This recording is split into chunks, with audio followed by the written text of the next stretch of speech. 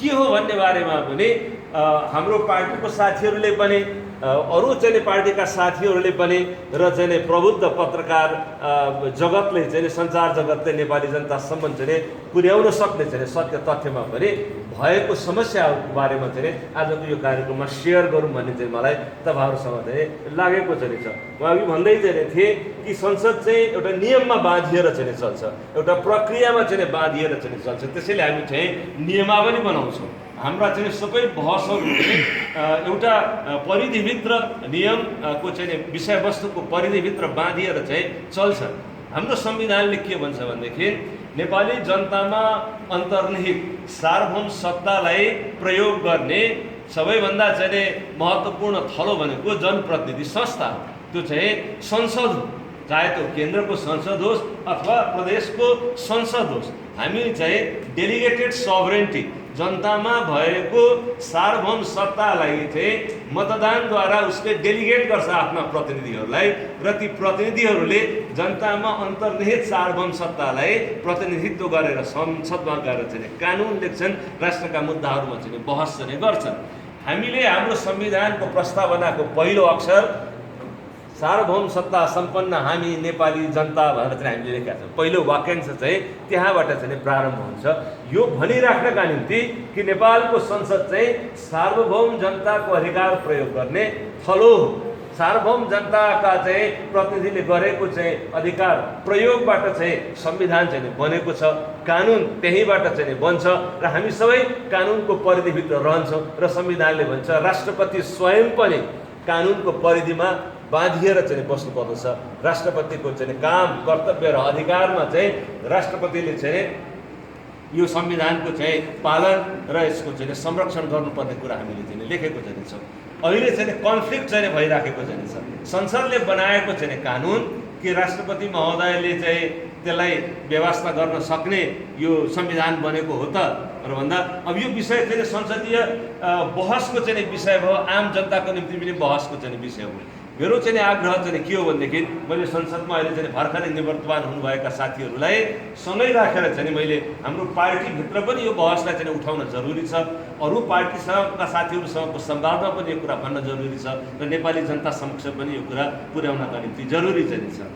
संसदले कानुन बनाएर सभामुखले प्रमाणित गरेर प्रमाणीकरणको निम्ति म सबै संविधानमा भएको शब्दहरूमा भन्दै चाहिँ छु। सभामुखले चाहिँ प्रमाणित गर्छ, हो यो संसदले बनाएको कानुन यही हो भनेर चाहिँ प्रमाणित गर्ने चाहिँ सभामुखले हो र यसलाई चाहिँ प्रमाणीकरण गर्नका निम्ति सभामुखले चाहिँ राष्ट्रपतिका चाहिँ पठाउने हो। र संविधानको धाराले चाहिँ यो विधेयकको प्रमाणीकरणको कुरा जहाँ लेखेको छ, सायद त्यो धारा 113 मा चाहिँ छ यो कुरा। त्यहाँ चाहिँ राष्ट्रपतिलाई चाहिँ यो अधिकार छ कि संसदबाट प्रमाणीकरणका निम्ति आएको जुन विधेयक छ त्यसलाई पुनर्विचार गर्नुपर्ने विषय छ भन्ने लागेमा राष्ट्रपतिले चाहिँ 15 दिनभित्र पुनर्विचार गर्नका निम्ति सन्देशसहित पठाउन सक्ने अधिकार चाहिँ छ। तर ठिक यही बिन्दुमा मेरो भनाइ चाहिँ के हो भनेदेखि अहिले यहाँ पत्रकार साथीहरू पनि हुनुहुन्छ थुप्रै, बेलुका गएर घरमा गएर चाहिँ हेर्नुहोला संविधान चाहिँ पल्टाएर 113 धारालाई। राष्ट्रपतिलाई प्राप्त यो अधिकार चाहिँ मेरो दृष्टिमा यो असीमित अधिकार होइन। राष्ट्रपतिले जतिखेर मन लाग्यो त्यतिखेर यो अधिकारलाई आफू खुसी प्रयोग गर्न सक्ने यो अधिकार चाहिँ होइन। किन? म त्यसको कारण पनि भन्छु। त्यही 113 मा के लेखेको छ भनेदेखि राष्ट्रपतिले सबै विधेयकलाई संसदलाई फिर्ता पठाइदिन्छु भनेर चाहिँ भन्न पाउनुहुन्न। त्यहाँ चाहिँ बन्देज छ राष्ट्रपतिलाई।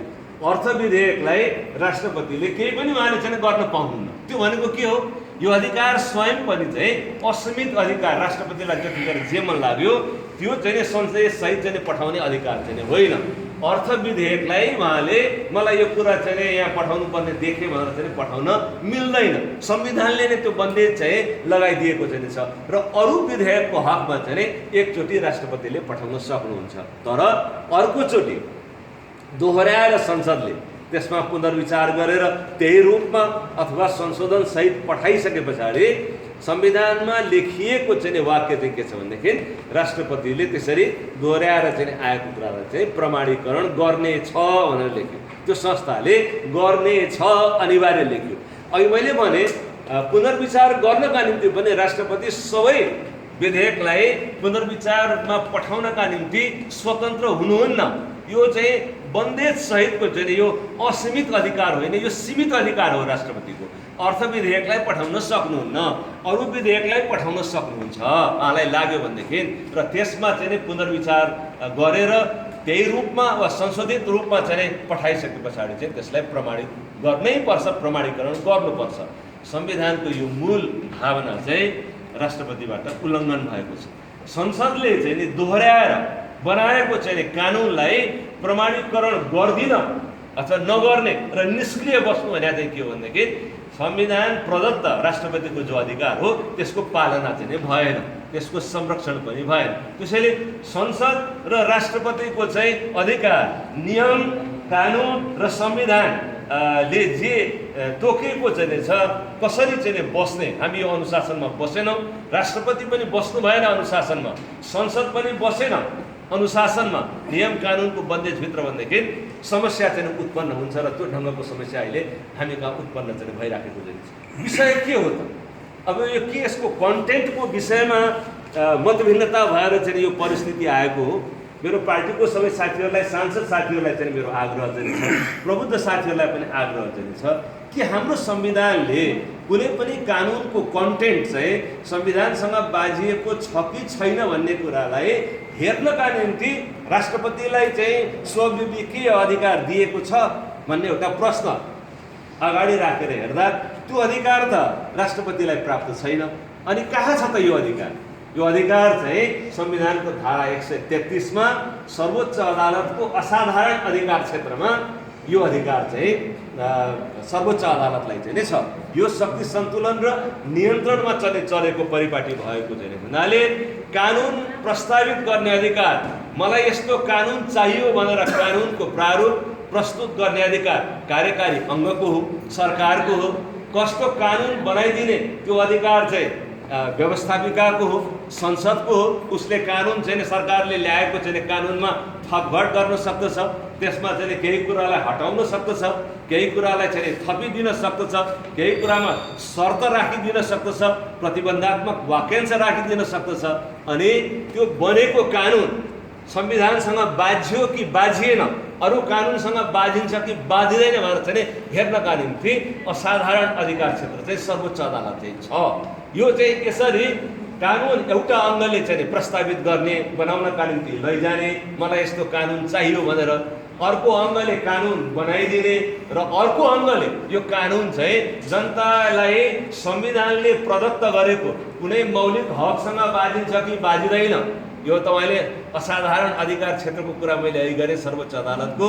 त्यहाँ चाहिँ यही वाक्यांशबाट चाहिँ सुरु हुन्छ कि संविधान प्रदत्त चाहिँ मौलिक हकको प्रचलनमा कुनै पनि किसिमको चाहिँ तपाईँलाई चाहिँ बन्देज लगाउने कानुन बन्दैछ, कुनै चाहिँ सरकारका त्यस्ता निर्णयहरू चाहिँ आउँदैछन् अथवा सरकारको कानुन संविधानसँग बाझिँदैछ भनेदेखि त्यसलाई चाहिँ हेर्ने अधिकार चाहिँ असाधारण अधिकार सर्वोच्च अदालतलाई हुन्छ भनेर।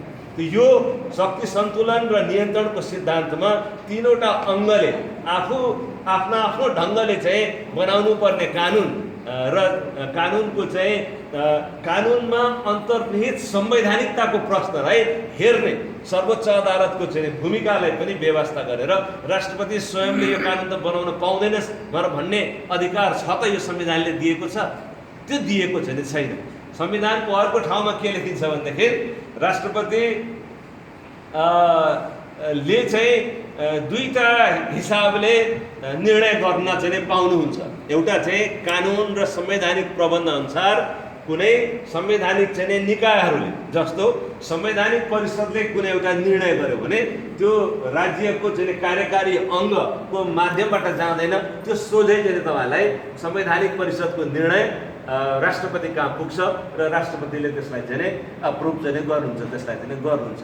अनि अर्को तरिका होइन चाहिँ त्यसबाहेकका, जस्तो कानुन पनि संसदले बनाइसके पछाडि त्यो चाहिँ सरकारको चाहिँ अङ्ग भएर चाहिँ राष्ट्रपति कहाँ त जाने होइन, त्यो चाहिँ संविधानले नै के भन्नु भनेदेखि सभामुखले चाहिँ प्रमाणित गरेर चाहिँ पठाउनुहुन्छ, संसदबाट चाहिँ सोझै राष्ट्रपति कहाँ जान्छ। त्यसैले राष्ट्रपतिले कि त कुनै संविधानले कानुनले तोकेको निकायको सिफारिसमा निर्णय गर्ने हो, त्यसबाहेक तोकिएको निकायको सिफारिस बाहेकका सबै काम चाहिँ मन्त्री परिषदको सल्लाह र सम्मतिले मात्रै गर्ने हो राष्ट्रपतिले। र यो मन्त्री परिषदको सल्लाह र सम्मति चाहिँ प्रधानमन्त्रीको चाहिँ माध्यमबाट चाहिँ राष्ट्रपतिलाई जानकारीमा पुग्छ भनेर संविधानले लेखेको छ। अनि यो राष्ट्रपतिले अहिले गर्नुभएको यो निर्णय कि संसदले बनाएको चाहिँ कानुनलाई थाहै नपाएको जस्तो गरेर, त्यसलाई बेवास्ता गरेर त्यो कानुनलाई निष्क्रिय बनाइदिने के आधारमा चाहिँ गरिएको, कन्टेन्टको कारणले गरिएको हो भने त्यो कन्टेन्टलाई हेर्ने अधिकार चाहिँ दिँदैन संविधानले। कन्टेन्टलाई हेर्ने संविधानसँग बाजेको नबाजेको हेर्नका निम्ति सर्वोच्च अदालतलाई त्यो जिम्मा दिएको चाहिँ छ। त्यसैले म कुनै पनि कारणबाट हेर्दा सम्माननीय राष्ट्रपतिजीको यो कदम चाहिँ संविधानसँग चाहिँ पूर्ण रूपमा बाझिएको चाहिँ देखिन्छ। अनि अघि मैले चाहिँ संसदीय अभिलेखले थुप्रै कुरालाई क्ल्यारिफाई गर्छ भनेर पनि मैले भने। यो के कुराको निम्ति हाम्रो सुयरमा भाइहरूले गर्नुभएको छैन आज यो विमोचन, यो एउटा अभिलेखको रूपमा रहन्छ। काङ्ग्रेसको संसदीय दलमा रहला, काङ्ग्रेसको संसदीय दलको यो अभिलेख कृपया तपाईँहरूले चाहिँ संसदलाई, प्रदेशको संसदलाई पनि यसको एउटा कपी हस्तान्तरण गरिदिएर लाइब्रेरीमा चाहिँ यसको रहन दिनुहोला। त्यो चाहिँ संसदको अभिलेखको रूपमा रहन्छ र संसदको अभिलेखमा भएको चाहिँ सूचनालाई ड्र गरेर चाहिँ अहिले हामीले चाहिँ हेऱ्यौँ भनेदेखि नागरिकताको बारेमा बडो रोचक विषय चाहिँ अहिले हाम्रो जानकारीमा चाहिँ आउँछ। यो चाहिँ आजभन्दा 3-3.5 वर्ष अगाडिको चाहिँ कुरा हो। अङ्ग्रेजी डेटमा चाहिँ 2019मा चाहिँ संसदमा विजय सुब्बा चाहिँ एकजना सांसदले गृह मन्त्रालयलाई प्रश्न चाहिँ सोध्नु भएको चाहिँ छ कि यो नागरिकता चाहिँ कति प्रमाणपत्र चाहिँ कति वितरण भएको चाहिँ छ नेपालमा भन्ने चाहिँ एउटा प्रश्नको जवाब, लिखित प्रश्नको जवाबमा सरकारको तर्फबाट लिखित उत्तर संसदको अभिलेखमा चाहिँ यो मोबाइलबाट चाहिँ हेर्दा थाहा पाउने सूचना। 2009 सालबाट नागरिकता दिन नेपालमा प्रारम्भ भयो। 70 वर्ष भयो अहिले, 79मा अहिले हामीहरू चाहिँ आइपुगेको चाहिँ छौँ। यो अवधिमा यो 2019को सन् 2019को म कुरा गर्दैछु, अर्थात् आजभन्दा 3 वर्ष अगाडिको चाहिँ अभिलेख हो। नेपालमा 2,21,00,000 नेपाली जनताले नागरिकताको प्रमाणपत्र पाएको अभिलेख सरकारले संसदमा प्रस्तुत गरेको चाहिँ छ र त्यसमध्ये 2,15,00,000 वंशजको आधारमा नागरिकता चाहिँ पाएको त्यो अभिलेखमा चाहिँ छ, संसदको अभिलेखमा। अनि यो वैवाहिक अंगीकृत नागरिकताको बारेमा एकदम अहिले चर्चा चाहिँ छ, नारा चाहिँ छ, एउटा हातमा सिन्दुर अर्को हातमा चाहिँ नागरिकता चाहिँ दिने सबै अब खोलिदियो भनेर। यो 70 वर्षको अवधिमा नेपालमा के भएको छ त भनेर भन्दा त्यो जवाफ सांसदको जवाफमा सरकार प्रश्नमा सरकारले दिएको जवाफले के भन्छ भनेदेखि 3,90,000 को हाराहारीमा यो चाहिँ वैवाहिक अंगीकृत नागरिकता। आजको कान्तिपुरमा पनि म देख्छु त्यही रेकर्ड चाहिँ आएको चाहिँ छ। 70 वर्षको चाहिँ अवधिमा 80वटा मुलुकहरूबाट विदेशी महिलाले नेपाली नागरिकसँग विवाह गरेर प्राप्त गरेको वैवाहिक अंगीकृत नागरिकताको संख्या भनेको चाहिँ 3,90,000 प्लसको हाराहारीमा आजभन्दा 3 वर्ष अगाडि चाहिँ थियो। यो संख्या अहिले बढेर चाहिँ 4 लाख प्लसको चाहिँ हाराहारीमा पुगेको देखिन्छ। र 3 वर्ष अगाडिसम्मको जन्मसिद्ध नागरिकता चाहिँ कति मान्छेले चाहिँ पाए भन्दा 1,90,000 मानिसले जन्मसिद्ध नागरिकता यो मुलुकमा पाएको छैन। अनि अब त्यही 1,90,000 जन्मसिद्धका नागरिकले बाबुले नागरिकता पाएको छैन, उसको छोरालाई नागरिकता छैन। है छोरा पढ्दै पढ्दै डाक्टर भयो, इन्जिनियर भयो, कुनै पेसामा जान चाहन्छ, उनलाई चाहिँ सिम कार्ड निकाल्नका निम्ति चाहिँ मौका चाहिँ छैन। बाबु चाहिँ नागरिक छ, आमा नागरिक छ, कानुनले चाहिँ तपाईँलाई चाहिँ उसलाई नागरिकता दिनका निम्ति चाहिँ बन्देज गरेको चाहिँ छ। किनभने 63 सालको अन्तरिम संविधान र 63 सालको नागरिकता ऐन पछाडि जन्मसिद्धको आधारमा नागरिकता दिने ढोका बन्द भएको चाहिँ थियो। 7 वर्ष अगाडि संसदले त्यो ढोका खोलिदियो। अब अहिले 7 वर्ष पछाडि कानुन बनाएर लौन त जन्मसिद्ध नागरिकता पाएका बाबुका सन्तानलाई नागरिकता दिउँ। दाजुले नागरिकता पाएको छ, भाइसँग नागरिकता चाहिँ छैन। हामीले जन्मसिद्धको नागरिकता दिँदा पनि 63 सालमा के गरेको चाहिँ थियो भनेदेखि यो कुरा आज मैले तपाईँहरूलाई भन्न जरुरी चाहिँ छ। 46 सालभन्दा अगाडि नेपालमा जन्मिएका, नेपालमा बसोबास गर्दै आएका 2-3 जना प्रतिनिधिहरूले चाहिँ वडाबाट चाहिँ सिफारिस गरेर हो या यहीँ बसेका हुन् भनेकालाई 2 वर्षको अवधिमा अभिलिखित गरेर, रेकर्ड गरेर, दर्ता गरेका मान्छेहरूलाई मात्रै नागरिकता दिने भनेर चाहिँ नागरिकता दिएको 63 सालको नागरिकता ऐन। अब यो नागरिकता ऐन मैले भने यो सम्झिराख्नु होला, म यो विषयमा म फेरि फर्कन्छु। अनि यो नागरिकता ऐन चाहिँ बनिसके पछाडि जन्मसिद्ध नागरिकता चाहिँ दिइयो। 46 सालभन्दा अगाडि नेपालमा जन्मिएका, नेपालमा चाहिँ बसोबास गर्दै आएका, भद्र भलादमीहरूले सरजिमिन गरेर हो भनेर प्रमाणित गर्दै आएका मानिसहरूको सङ्ख्या पनि सबै अनागरिकलाई दियो भन्ने हल्लाको पृष्ठभूमि र चाहिँ तपाईँलाई यथार्थ चाहिँ हेर्दा 1,90,000 मान्छेले मात्रै जन्मसिद्ध नागरिकता पाएको छ देखिन्छ। अब तिनकै सन्तानले नागरिकता पाउन् भन्ने प्रयोजनको निम्ति 72 सालमा सबै पार्टी मिलेर बनाएको संविधान होइन, त्यही संविधान अनुसारको चाहिँ कानुन बनाएर नागरिकता चाहिँ दिउँ भनेर भन्दा अहिले नागरिकताको बारेमा यत्रो बखेडा, यसलाई यत्रो चाहिँ राजनीतिक चाहिँ मुद्दा बनाउने र विषय चाहिँ के हो भनेदेखि अब जन्मसिद्धलाई नागरिकता त दिनुपर्छ भनेर चाहिँ अहिले विपक्षी दलको नेताले पनि मधेसमा चाहिँ भाषण गर्दै गर्दा चाहिँ भन्नुहुन्छ। अनि के कुरामा छ त अब अहिले चाहिँ यो के कन्टेन्टमा चाहिँ विरोध हो त भनेर भन्दा अहिले शेरबहादुर देउवाको नेतृत्वको सरकारले प्रस्तुत गरेको चाहिँ विधेयकमा 3वटा चाहिँ नयाँ कुराहरू चाहिँ छ। एउटा नयाँ कुरा त के छ भने यही जन्मसिद्धका नागरिकका चाहिँ छोराछोरीलाई चाहिँ उनको बाबु पनि नागरिक, नेपाली नागरिक, आमा पनि नेपाली नागरिक भइसकेपछि अब जन्मिएको चाहिँ बालिग छोराले त वंशजको आधारमा नागरिकता पाउँछ नि भनेर हामीले संविधान सभामा संविधान बनाउँदा सबैले सहमति गरेर यो प्रावधान लेखेको। त्यही कानुन चाहिँ एउटा आएको छ। यो कानुनका बारेमा त मतभेद होइन होला। अर्को एउटा विषय चाहिँ छ, नेपाली चाहिँ महिला ले चाहिँ विदेशी नागरिकसँग विवाह गरिसके पछाडि उनको सन्तानलाई अङ्गीकृत नागरिकता दिने चाहिँ कुरा यो विधेयकमा चाहिँ आएको छ। त्यसका बारेमा पनि मतभिन्नता त होइन होला। संविधानमा चाहिँ भएकै व्यवस्था कानुनको रूपमा आएको छ। संविधानमै भएको अर्को व्यवस्था के हो भनेदेखि थुप्रै ठुलो सङ्ख्यामा चाहिँ नेपाली मूलका मानिसहरू चाहिँ, नेपाली नागरिकहरू, वंशजको चाहिँ नागरिकता पाएका चाहिँ मानिसहरू चाहिँ विदेशमा गएर बसेको चाहिँ छन् र उतैको चाहिँ नागरिकता लिएको छ। हाम्रो संविधानले के भन्यो भनेदेखि सार्क राष्ट्रभन्दा बाहिर बसोबास गरेका चाहिँ नेपाली नागरिकहरूले उतैको नागरिकता लिएका छन् भने पनि उनीहरूलाई गैर आवासीय नेपाली नागरिकता दिन सकिन्छ। भोट हाल्ने अधिकार उनीहरूलाई हुँदैन, राजनीतिक चाहिँ अधिकार प्राप्ति गर्ने, यहाँ कुनै पदमा चाहिँ उठ्ने अधिकार हुँदैन, तर उनीहरूलाई सामाजिक चाहिँ आर्थिक अधिकार सहित चाहिँ उनीहरूलाई गैर आवासीय नेपाली नागरिकता दिनुपर्छ भनेर सबै पार्टीले सहमत भएर चाहिँ लेखेका चाहिँ कुरा यही 3टा कुरा विधेयकमा चाहिँ छ। यो 3टा कुरा राखेर ओलीजीले 2075 सालमा पहिलोचोटि नागरिकता विधेयक प्रस्तुत गर्दा यही कुरा राखेर चाहिँ उहाँले चाहिँ ल्याउनु भएको चाहिँ थियो। अनि संसदमा गएपछि चाहिँ तपाईँलाई चाहिँ यो वैवाहिक अङ्गीकृत नागरिकताको विषयलाई चाहिँ थप्ने चेष्टा नेकपा पार्टीले त्यो बेला चाहिँ गर्यो। नेपाली काङ्ग्रेस पार्टीले के भन्यो भनेदेखि यो चाहिँ वैवाहिक अङ्गीकृत नागरिकताको विषय 2063 सालमा सबै पार्टीले मिलेर बनाएको अन्तरिम संविधान, सबै पार्टीले मिलेर बनाएको नागरिकता कानुन, अघि मैले भनेको थिएँ नि नागरिकताको कानुन हो, म यही नागरिकताको कानुनमा 2063 सालको नागरिकता ऐनको दफा 5 को चाहिँ व्यवस्था हो, जुन व्यवस्था अहिलेको चाहिँ तपाईँलाई विधेयकमा संशोधन गर्नका निम्ति प्रस्तावित नै चाहिँ छैन। यो विषय छलफलमै छैन। के कुरामा चाहिँ मतभेद यो विषयमा त यी त 3टा कुरा चाहिँ छन्। यो 3टा कुरामा चाहिँ कुनै मतभेद छैन भनेर चाहिँ अगाडि नै सहमति चाहिँ गर्नुभएको छ। तपाईँले गैर आवासीय नेपालीलाई यो नागरिकता दिनु हुँदैन भनेर चाहिँ तपाईँहरूमध्ये कसैले भनेको छ? विपक्षी दलको कुनै नेताले?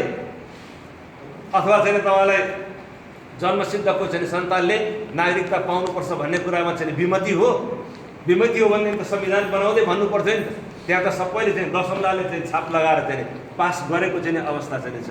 र यो 2063 सालको कानुनको वैवाहिक अङ्गीकृत नागरिकताको हिस्ट्री हेर्नुभयो भने 2009 सालदेखि विवाह गरेर आएका विदेशी चाहिँ महिला जसले चाहिँ आफ्नो देशको नागरिकता त्याग गरेको प्रक्रिया प्रारम्भ भएको हिस्सा र नेपाली नागरिकसँग विवाह गरेको प्रमाणपत्र पेश गर्छ, उसले चाहिँ आवेदन गर्न पाउँछ है भन्ने चाहिँ कानुन चाहिँ 9 सालदेखि कुनै न कुनै ढङ्गले चाहिँ यस्तो नागरिकता दिइ नै राखेको चाहिँ अवस्था चाहिँ छ। केवल 2032 सालको संविधानको संशोधनपछिका केही वर्षहरूमा चाहिँ त्यहाँ चाहिँ अलिकति कठोरता अवलम्बन गरियो, तर त्यस पछाडि फेरि यो लगातार दिइ नै राखेको छ।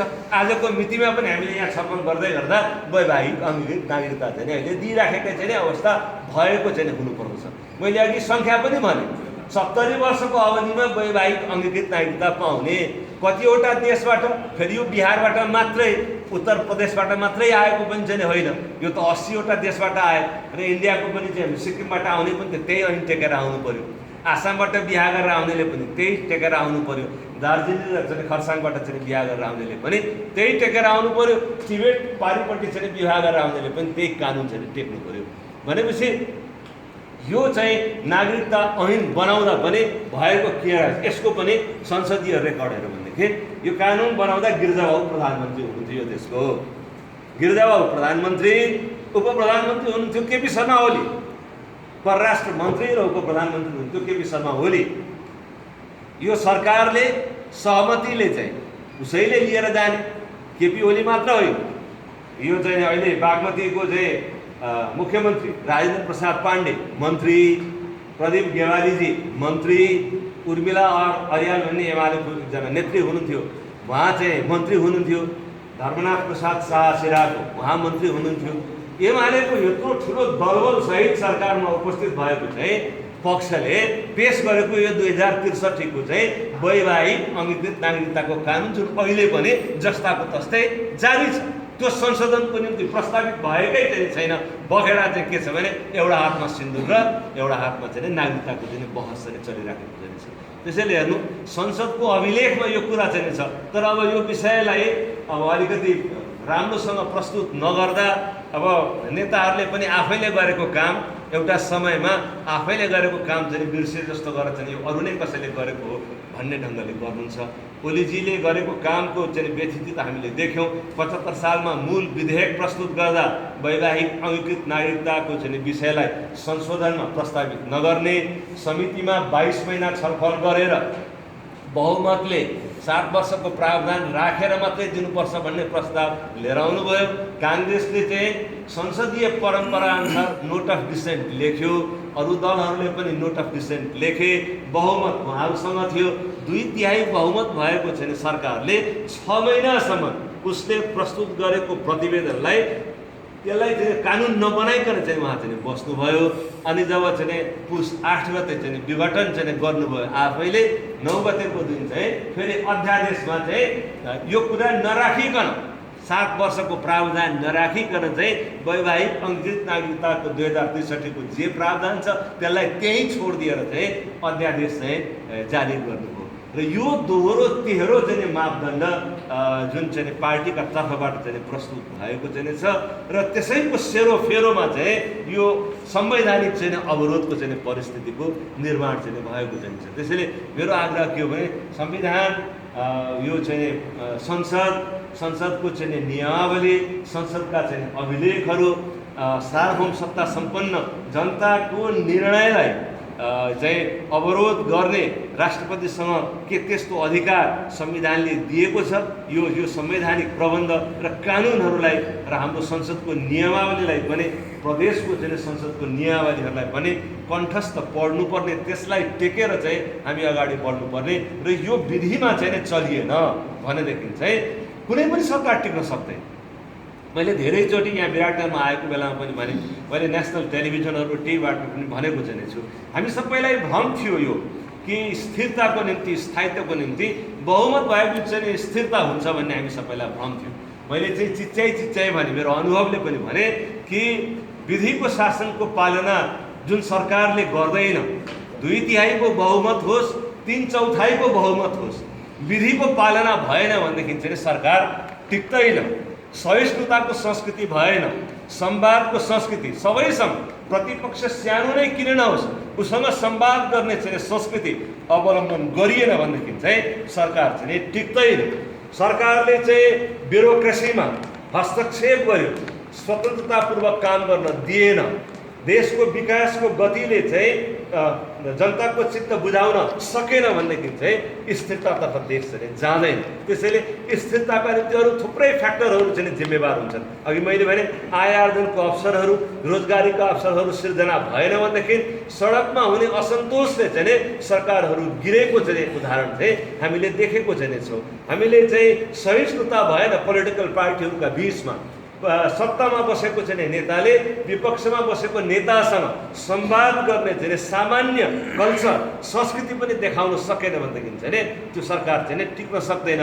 यहाँ त ओलीजीको 2/3 बहुमत भएको बेलामा विपक्षी दलको चाहिँ शेरबहादुर देउवासँग संवाद गर्ने कुरा त पर जाओस्, उहाँले चाहिँ आफ्नै पार्टीभित्र पनि संवाद गर्नु भएन भन्ने आक्षेपको पृष्ठभूमिमा उहाँको सरकार चाहिँ गिरेको चाहिँ अवस्था चाहिँ हो। त्यसैले सहिष्णुतापूर्वक आफ्नै पार्टीभित्र पनि संवाद गरिएन भने र यो भन्नलाई मलाई कुनै सङ्कोच चाहिँ छैन कि हाम्रो पार्टी पनि यो प्रक्रियाबाट चाहिँ गुज्रिएको चाहिँ छ। बहुमत हामीले पनि पाएको चाहिँ थियौँ, तर हामीले पार्टीभित्रको आन्तरिक चाहिँ द्वन्द्वको व्यवस्थापन गर्न नसक्दा हाम्रो बहुमतको सरकार पनि गिरेको चाहिँ छ। त्यसैले संसदीय अभ्यासको निचोड के हो भनेदेखि अगर सहिष्णुताको संस्कृतिको अवलम्बन गरिएन, नियम कानुनमा बस्ने यो सबैले राष्ट्रपतिदेखि लिएर सांसददेखि लिएर प्रधानमन्त्रीदेखि लिएर नियम कानुन र संविधानको परिधिभित्र बस्ने चेष्टा गरिएन भनेदेखि चाहिँ जस्तो सुकै राम्रो संविधान पनि गिर्छ। र अन्त्यमा म यही कुरा भनेर चाहिँ टुङ्ग्याउँछु,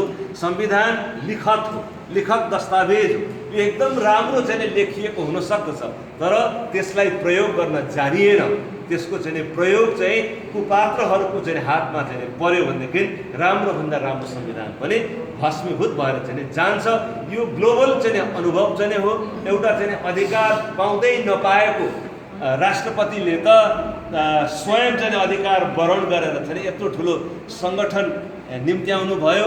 अहिले एउटा बहस चाहिँ मधुरै स्वरमा भए पनि उठेको चाहिँ छ, अब यो देशलाई यो संसदीय अभ्यास होइन, अब प्रत्यक्ष निर्वाचित राष्ट्रपतिमा जानुपर्छ भन्ने जुन बहस चाहिँ चलिरहेको चाहिँ छ, यो सबै साथीहरू आज स्मृतिमा लिएर जानुहोला।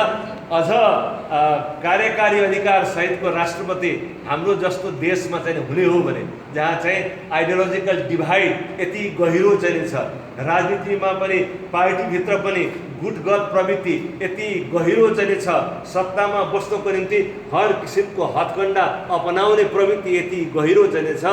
संसारभरिको इतिहासले के देखाएको छ भनेदेखि दोस्रो विश्वयुद्ध पछाडि थुप्रै देशहरूमा झन्डै 2/3 देशहरूको चाहिँ राष्ट्रपतीय प्रणाली चाहिँ तानाशाही शासन व्यवस्थामा परिणत भएको चाहिँ एउटा अध्ययनले चाहिँ देखाउँछ, विश्व ब्याङ्कको चाहिँ अध्ययनले चाहिँ देखाउँछ। र हामी सबैले सतर्क भएर बस्नुपर्ने चाहिँ छ।